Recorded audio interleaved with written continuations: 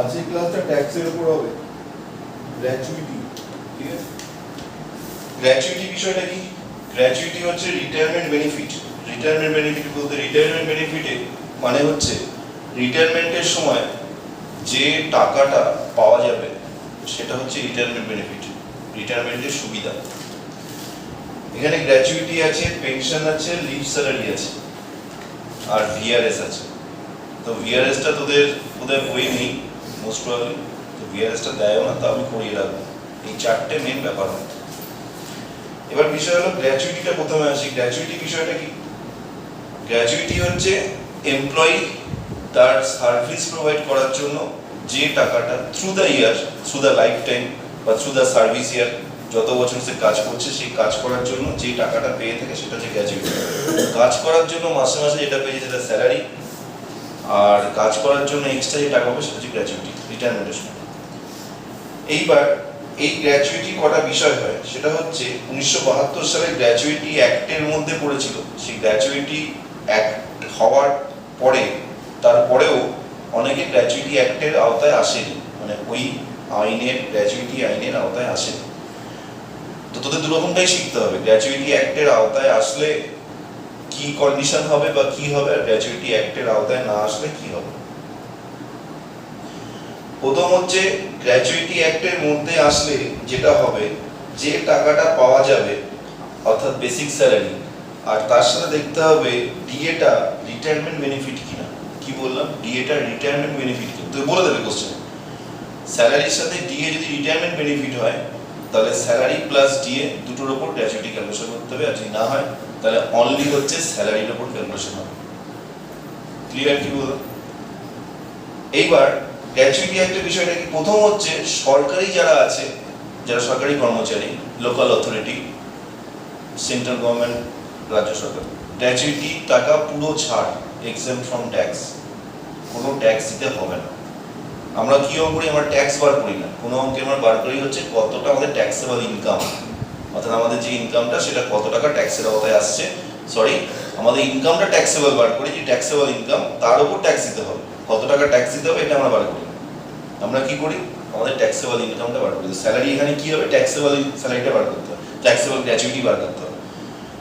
তাহলে local authority, central government বা others government employee পুরো গ্র্যাচুইটি ট্যাক্স ফ্রি, কোনো ট্যাক্স হয় না। তাহলে ট্যাক্স কাদের জন্য? ট্যাক্স দিতে কারা দেবে? নন গভর্নমেন্ট এমপ্লয়ি, ঠিক আছে, তাদের জন্য ট্যাক্স। তাহলে সেক্ষেত্রে রুলটা কি আছে? রুলটা হচ্ছে তিনটে প্রসিডিওর আছে, তার মধ্যে যেটা কম হবে সেই টাকাটা ছাড় হবে। গভর্নমেন্ট এমপ্লয়ির ক্ষেত্রে পুরো টাকাই ছাড়, 10,000 পেলো গ্র্যাচুইটি 10,000 টাকাই ছাড়, কোনো ট্যাক্সের আওতায় পড়বে না, ঠিক আছে। তাহলে ওটা আমাদের ক্যালকুলেশন শেখার বা জানার কোনো কিছুই নেই, যে টাকাটা পাবে কোনো ট্যাক্স ফ্রি, ক্যালকুলেশনে আসবেও না। কিন্তু নন গভর্নমেন্ট এমপ্লয়ি কি হবে? তিনটে কন্ডিশন। কি কন্ডিশন? প্রথম হচ্ছে অ্যাকচুয়াল গ্র্যাচুইটি রিসিপ্ট।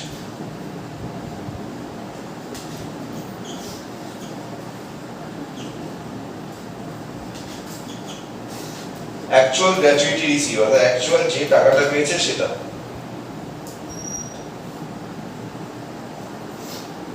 ঠিক আছে, প্রথম হচ্ছে গ্র্যাচুইটি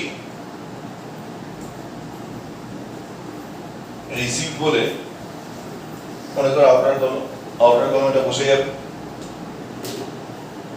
তারপর হচ্ছে কন্ডিশন যেটা থাকবে সেটা হচ্ছে যে ধারাটা লেস এক্সাম্পট, এটা হচ্ছে under section 10(10)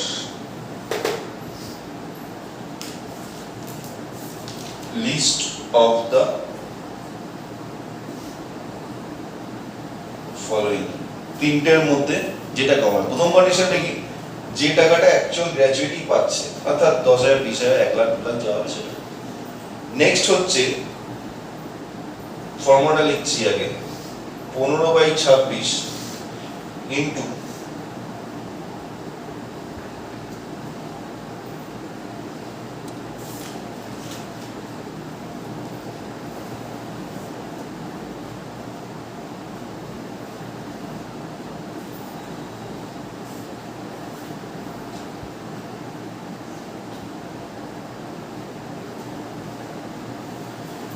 (15/26) into last ড্রন salary into number of year of service. 15/26 বলতে দিনের হিসাব হয়।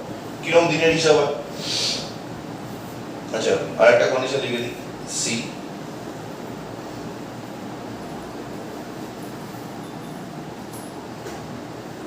ম্যাক্সিমাম লিমিট বা নোটিফাই অ্যামাউন্ট হচ্ছে 20 লাখ টাকা। এই তিনটের মধ্যে যেটা কম হবে সেটা ছাড় হয়ে যাবে, বাইরে আসবে, সেটা মাইনাসে বসে যাবে।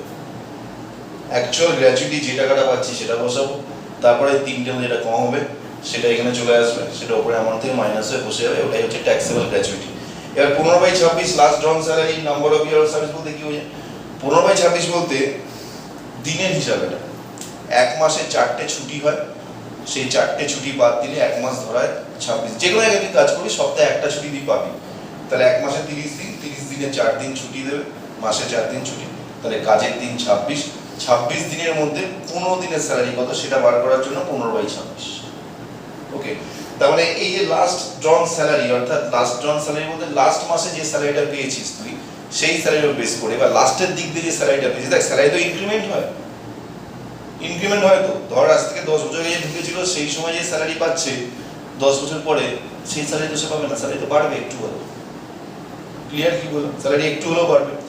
স্যালারি যখন বাড়বে তখন কি হবে? লাস্ট ড্রন স্যালারি বলতে ওই যখন রিটায়ারমেন্ট হবে বা গ্র্যাচুইটি ক্যালকুলেশন হবে সেই সময় ওর মান্থলি স্যালারি কত, সেই স্যালারিটা দেখতে হবে। ক্লিয়ার? সেটা মান্থলি স্যালারি অবশ্যই 26 দিনে, সেই স্যালারিটা অবশ্যই 26 দিনে। মান্থলি স্যালারি মানে 26 দিন বলছি, 26 দিনে তাহলে এই স্যালারিটা একে কত, 15 দিনে কত, সেটাই একবারে last ড্রন salary 15/26 into number of year of service. Number of year service কত বছর কাজ করছে, এই 10 বছর যদি বলি 10 বছর। এখানে একটা ব্যাপার আছে, যদি retirement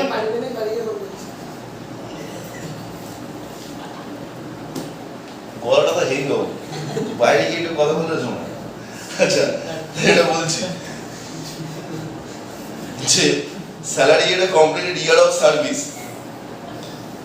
complete year of service কথাটা এরকম হয়েছে না, ঠিক কাজের পরে মাসি এরকম দাঁড়ানো যাচ্ছে কুড়ি কাজ করতে, সেরকম টাইপের গলা বলবো, হঠাৎ করে শুনলো কি বাড়ি থেকে ওরকম মনে করবে।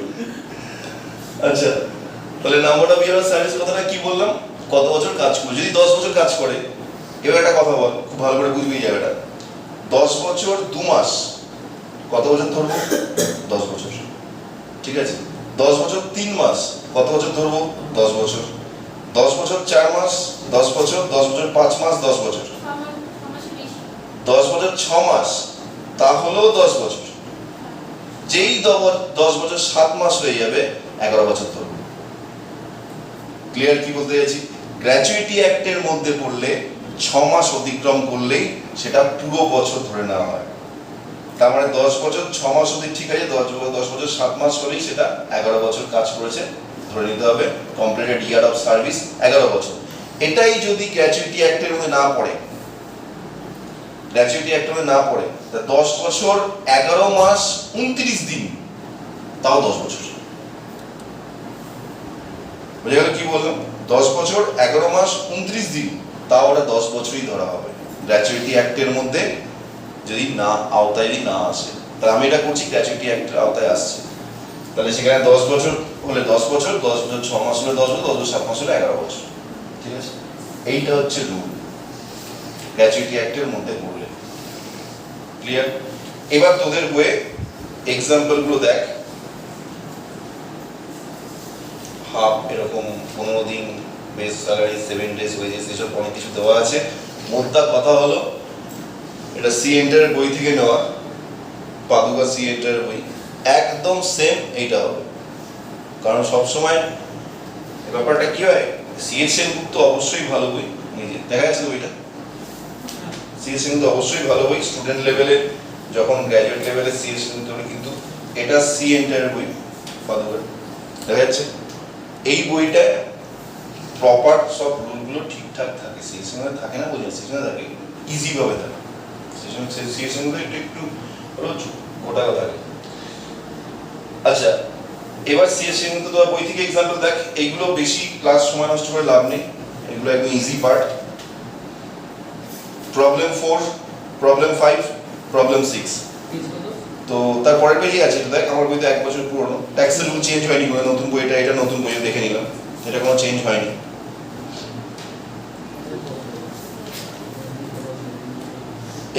এক্সাম্পল প্রবলেম 4 যেটা আছে, exemption from gratuity receive by government employee, বলার কিছু নেই। গভর্নমেন্ট এমপ্লয়ি যদি টাকা পায় তাহলে সেটা ফুললি ট্যাক্স ফ্রি হয়, ওখানে কোনো ক্যালকুলেশনের ব্যাপার নেই, শুধু লিখে দিবি। যদি প্রবলেম আসবে না 99%, অ্যাটলিস্ট দেবে না, যদি আসে লিখে দিবি যে government employee does not exist any kind of tax. কিছু করতেই হবে, দেবেও না, ওই জন্য দেবেও না। তোদের ছোট অঙ্কে একটা দেবে, বড় অঙ্কের স্যালারি দেবে, ছোট অঙ্কে একটা দিতে পারে, ছোট অঙ্কের মধ্যে পেনশন, গ্র্যাচুইটি, লিভ স্যালারি, এর মধ্যে একটা অঙ্ক দেবে। এইবার নেক্সট অঙ্ক দেখ, problem 5, exception for gratuity receive by non government employee covered by the payment of gratuity act 1972। এটা এই অঙ্কটা তোদের বই আছে? হ্যাঁ, এটা তো এই বই থেকে, তোদের বইও আছে। তোর একটা কাজ কর, কিছুক্ষণের জন্য এই বইটা দেখ একটু। এইটা সিএস কিন্তু বইটা গত শতাব্দী বাংলা ভার্সনটা, ইংলিশ ভার্সন সিএস কিন্তু, সিএস কিন্তু বইটা একটু দেখ, এখানে অঙ্কটা করছে, ছবি তুলে নে।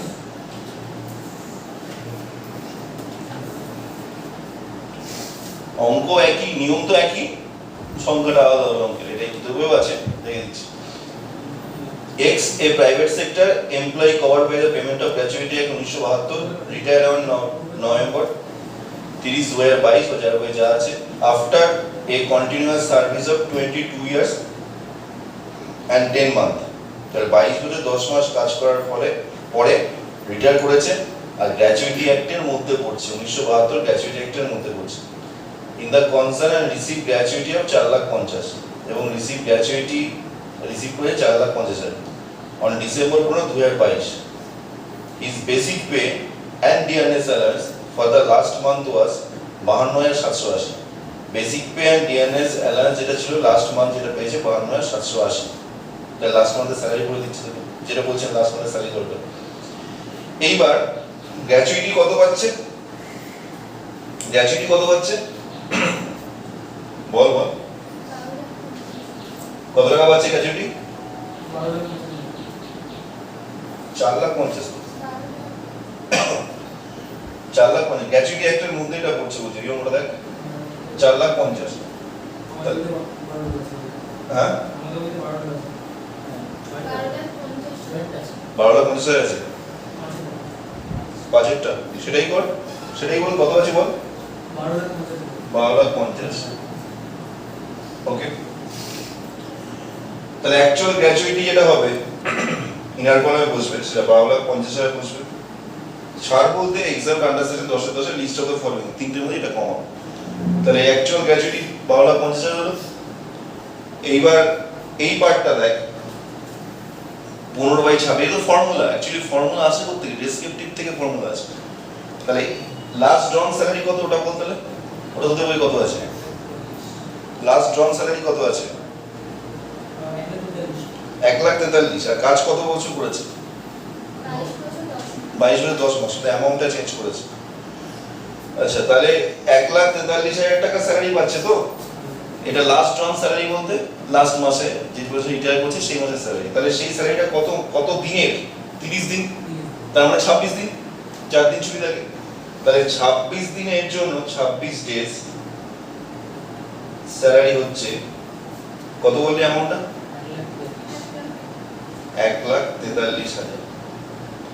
তাহলে একদিনের স্যালারি 1,43,000 বাই 26, তাহলে 15 দিনের স্যালারি ইনটু 15, ঠিক আছে? এটাই এখানে 15/26 লাস্ট ডন স্যালারি করেছে, ক্লিয়ার? এটাই ওখানে করেছে শর্টকাটে। কাজ কতদিন করেছে, কত মাস করেছে, 22 বছর, 6 মাসে বেশি হয়ে যাচ্ছে, তাহলে গ্র্যাচুইটি একটা কি ধরবো 23 বছরের জন্য। এখানেই তাহলে এটা 15 দিনের স্যালারি যদি হচ্ছে, তাহলে 23 বছরের স্যালারি কি হবে ইনটু 23, এই পার্টটাই 30 ইয়ার্স 23 ইয়ার্স, এই পার্টটাই এখানে করছে, এটাই শর্টকাট ফর্ম। যেটা এখান থেকে এসছে, বুঝে গেল? এই ফর্মুলাটাই শর্টকাট, যেটা এখান থেকে এসছে। এবার করে কত হচ্ছে অ্যামাউন্ট, কত হচ্ছে, কত হচ্ছে? 18,97,500 আর ম্যাক্সিমাম লিমিটটা 20 লাখ। এটা সরকার থেকে বলে দেওয়া হয়েছে 20 লাখ ম্যাক্সিমাম লিমিট। তিনটের মধ্যে যেটা কম, তো তিনটের মধ্যে 12,50,000 টাকা কম হচ্ছে। তার মানে ট্যাক্সেবল অ্যামাউন্ট কি হবে? নীল, ফাঁকা। এর উপর কোনো ট্যাক্স দিতে হবে না, এই অ্যামাউন্টের উপর কোনো ট্যাক্স দিতে হবে না। ক্লিয়ার? এটা হচ্ছে গ্র্যাচুইটি অ্যাক্টের মধ্যে পড়লে, বুঝা গেল? গ্র্যাচুইটি অ্যাক্টের মধ্যে না পড়লে কি হবে? গ্র্যাচুইটি অ্যাক্টের মধ্যে না পড়লে প্রথম কথা হচ্ছে কমপ্লিটেড ইয়ার অফ সার্ভিস যেটা, সেটা কিন্তু ধরতে হবে 22 বছর। যদি 10, এটা কত বলেছিল? 22/10 মাস। যদি 22 বছর 11 মাস 29 দিনও হয়, তাও ওটা 22 বছরই ধরতে হবে, 23 বছর ধরা যাবে না। এটা প্রথম কথা মাথায় রাখতে হবে, গ্র্যাচুইটি অ্যাক্টের মধ্যে না পড়লে। এবার অন্যান্য বিষয়গুলো আসে। গ্র্যাচুইটি অ্যাক্টের মধ্যে না পড়লে যে কন্ডিশনগুলো আছে, সেটা হচ্ছে, এটা মুছিল না, এটা মুছিল,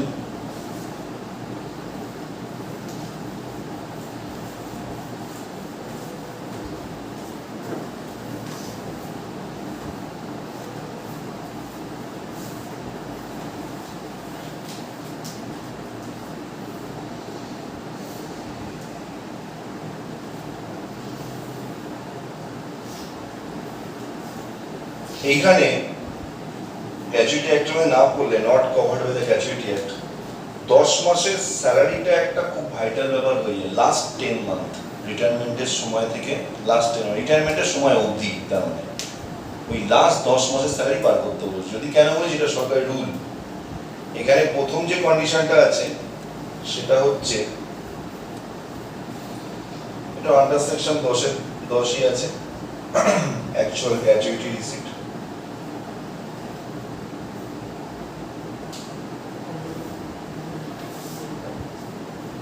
যে টাকাটা হবে সেটা।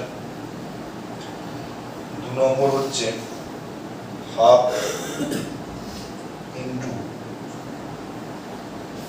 Average salary for 10 month. ঠিক আছে, 10 মান্থ অফ রিটায়ারমেন্ট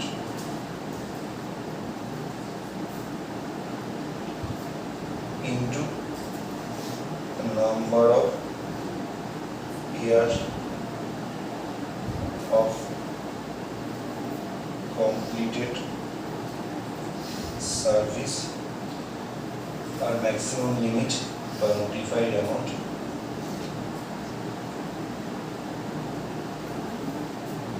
ওটা হচ্ছে 20 লাখ টাকা।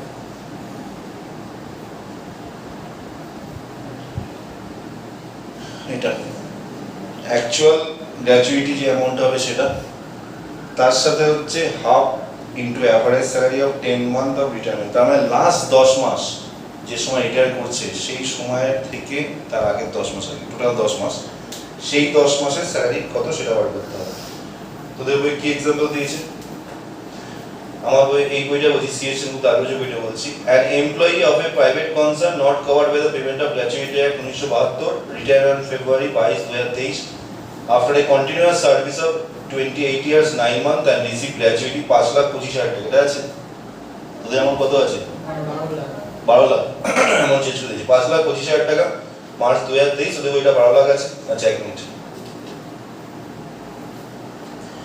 5,25,000টা তোদের বই আছে 12 লাখ টাকা, তাই তো? The other relevant particular are as follows: basic salary at the time of retirement, increment of 600 টাকা per month felt given first April each year। এটা আছে 600 টাকা 3,000 আছে। বা লোকের মাইনে কত বেড়ে যাচ্ছে, তারা তো হাহাকার রয়েছে। ঠিকই আছে, জিনিসের দাম এত বাড়ছে, ঠিকই আছে, লোকের মাইনে এত বাড়ছে, চিন্তাই নেই। হ্যাঁ, সেটাই। Basic salary at the time of retirement, increment of 3,000 টাকা per month felt given first April each year, 3,000 টাকা। Dearness allowance, আচ্ছা টোটালটা কত আছে? টোটালটা মানে একটু ভালো করে দেখবি basic salary at the time of retirement increment rupees 3000 টাকা per month fell due on 1 April each year. তারপরে কত টাকা আছে? 1,12,000 টাকা। ওকে, পার মান্থ, তাই তো? 1,12,000 টাকা পার মান্থ। ডিএনএস ব্যালেন্স কত আছে? 56% হ্যাঁ 56% 56% অফ বেসিক স্যালারি। তারপর হাউস রেন্ট অ্যালাউন্স 6,000 এটা লাগবে না। হাউস রেন্ট 6,000 টাকা আছে, এটা লাগবে না, হাউস রেন্ট অ্যালাউন্সের পার্টের মধ্যে পড়ছে, এটা আলাদা। কমিশন 0.01%, 0.01%, 5%, কত? 60 করোড়। 400 কোটি। বাপরে বাপ, মানে মানে মালিকের ইনকামও বাড়ছে টার্নওভার, আবার কর্মচারীর ইনকাম বাড়ছে। হ্যাঁ বইতে না, প্র্যাকটিক্যাল মালিকের ইনকাম বাড়ছে ঠিকই, ভালো ভালো ব্যবসায়ীদের ইনকাম বাড়ছে, কর্মচারী মাইনে বাড়ছে না। কত আছে বলি? 400 কোটি।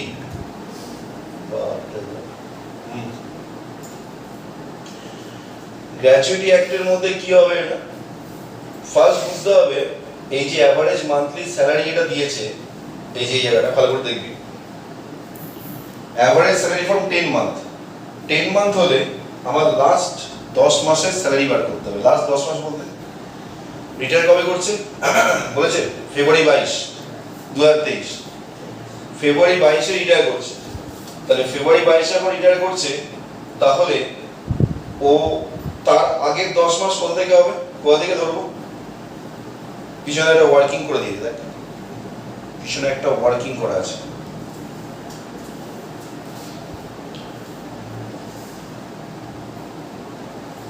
পিছনে একটা ওয়ার্কিং করা আছে, দেখবি। একটা বইটা দেখি, বইটা দেখি, পিছনে ওয়ার্কিংটা এটা আছে, বুঝে গেছে? দেখ তো কে বুঝেছে এই ওয়ার্কিংটা? বুঝে এই যে ওয়ার্কিংটা দিয়েছে, এটা নিয়মটা কি জানিস? Basic plus DA plus commission. House rent allowance বার করার সময় এটা আমরা জানি, basic plus DA plus commission. এখানেও দেয় basic plus DA plus commission. সব কিছু করতে হবে কিন্তু 10 মাসের জন্য, সব কিছু 10 মাস। কমিশনটা তো 10 মাসে না, কমিশন একবারই দেয় ফিক্স, সেটা ওটা একবারই বেরিয়ে যাবে, ঠিক আছে। স্যালারি আর ডিএনএস অ্যালাউন্স দুটোই কিন্তু 10 মাসের জন্য করতে হবে। এবার লাস্ট যখন চাকরিতে ঢুকেছে, মানে বাড়ছে কবে ঢুকেছে? 28 বছর এই ক্যালকুলেশন করতে হবে।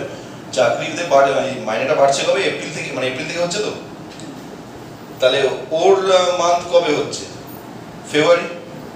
তাহলে যদি আমি ফেব্রুয়ারি ধরি, তাহলে এদিকে ফেব্রুয়ারি, জানুয়ারি ব্যাকে যাচ্ছি, ডিসেম্বর, নভেম্বর, অক্টোবর, সেপ্টেম্বর, তারপর আগস্ট, মে,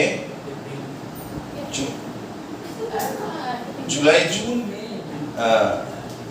জুন, মে, এপ্রিল। এবার সেখানে 10 মাস কত কোন মাস চলে আসছে? এপ্রিলে 10 মাস চলে আসছে। April, May, June, July, August, September, October, November, December, জানুয়ারি।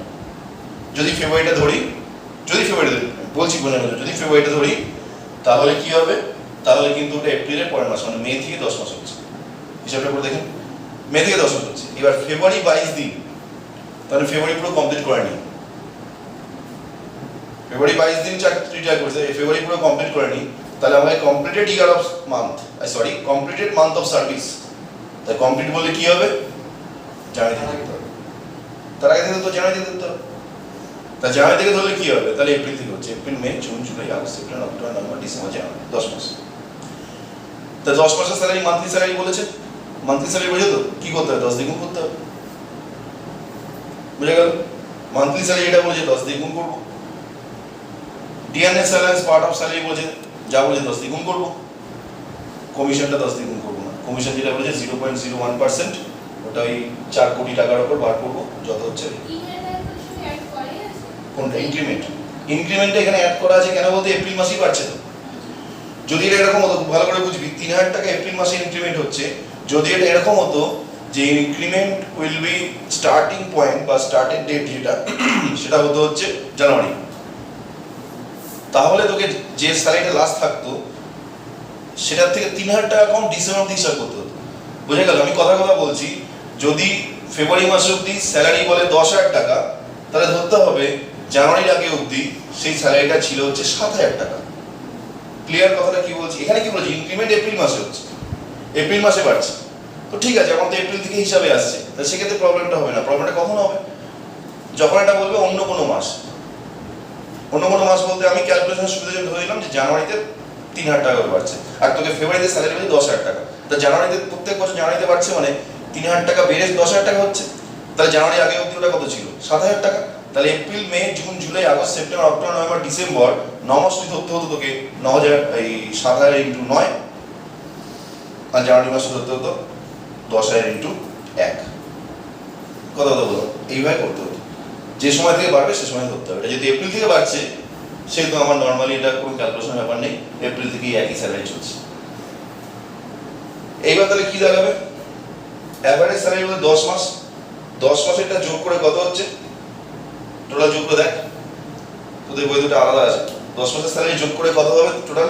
মানে basic plus DA plus commission যোগ করে যা হবে সেটাকে 10 দিয়ে ভাগ করব। 10 মাস অ্যাভারেজ স্যালারি বলেছে, 10 মান্থ স্যালারি বলেনি, কিন্তু 10 মান্থ স্যালারি বলেনি, 10 মান্থ অ্যাভারেজ স্যালারি, 10 মাসের অ্যাভারেজ স্যালারি। তাহলে কি করতে হবে? 10 দিয়ে ভাগ করতে হবে টোটাল স্যালারি।